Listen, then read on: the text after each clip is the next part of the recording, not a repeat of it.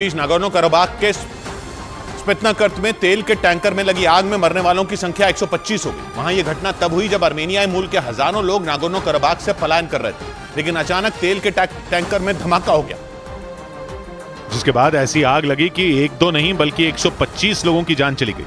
Nagorno Karabakh के स्पित्नाकर्त में हुई इस घटना ने एक बार फिर अर्मेनिया में हड़कंप मचा दिया, क्योंकि धमाका उस वक्त हुआ जब अर्मेनियाई मूल के हजारों लोग नागोर्नो कराबाख से पलायन कर रहे थे और अपनी गाड़ियों में तेल भरवाने के लिए पेट्रोल पंप पहुंचे थे। लेकिन इसी दौरान तेल का टैंकर जल उठा, जिसमें कई लोगों के जिंदा जलने की खबर आई। कराबाख की राजधानी स्पित्नाकर्त में जिस पेट्रोल पंप पर धमाका हुआ वो उस पूरे इलाके का सबसे बड़ा तेल का भंडार है, और वहां तेल के टैंकर में आग लगने का मतलब है बहुत बड़ा नुकसान।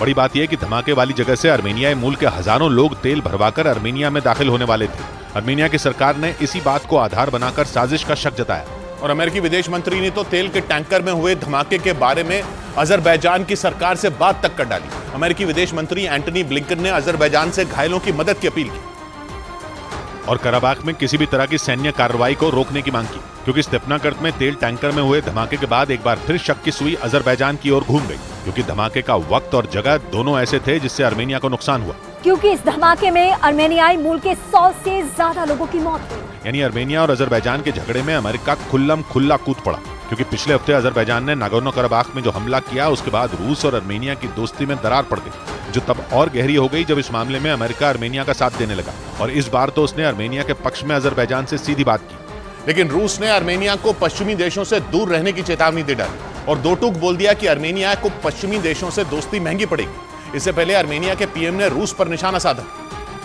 क्योंकि नागोर्नो कराबाख पर अजरबैजान के कुछ दिन पहले किए गए हमले से अर्मेनिया बुरी तरह हिल गया।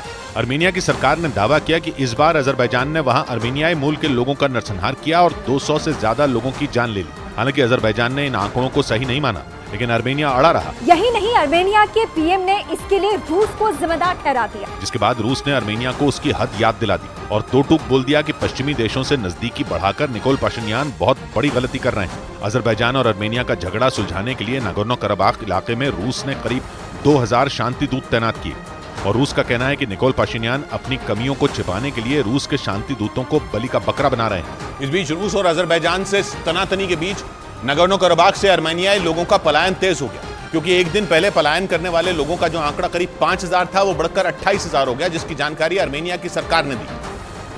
जिसके बाद नागोर्नो कराबाख से अर्मेनियाई लोगों के पलायन की तस्वीरें भी आईं, जो नागोर्नो कराबाख को अर्मेनिया से जोड़ने वाले लाचिन कॉरिडोर की हैं। सैटेलाइट से ली गई इन तस्वीरों में इस रास्ते पर गाड़ियों की लंबी लाइन नजर आई।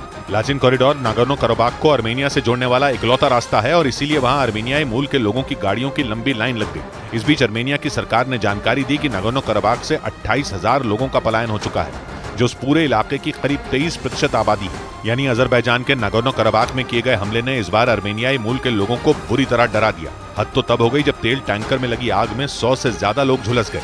माना जा रहा है कि इस घटना के बाद पलायन और तेज हो गया।